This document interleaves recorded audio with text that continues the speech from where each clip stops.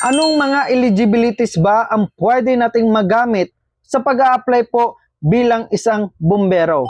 Meron po tayong 4 po na pwede nating magamit po na eligibilities. Ang una na po dyan ay PRC. Pag ikaw ay professional, licensed teacher, licensed criminologist, licensed social worker, at kahit na pong anong lisensya po bilang isang professional na under po ng PRC, ay pwede mo po yan magamit po sa pag-apply dito po sa Bureau of Fire Protection. At ang pangalawa naman ay ang Civil Service Examination na dapat po ay professional level. Ang first po ay tinatawag nating first level eligibility ay hindi po yan pwede. Dapat po ay second level eligibility. At dapat din po ay meron ka pong certificate kung sakali po ay ikaw ay cum laude na galing sa Civil Service Commission. Kasi hindi po yan pwede na ang iyong award lang ang ipapakita mo na you are a Latin awardee. Pero dapat po talaga ay meron po yung certificate na galing po sa Civil Service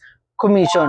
At ang isa naman ay dapat po passer ka ng Fire Officer Examination. At lahat po ng mga nabanggit ko na 4 po ay dapat mo po yan ma-comply kahit isa lamang para po ay makapag-apply or eligible ka po na mag-apply dito po sa Bureau of Fire Protection with the rank of Fire Officer 1.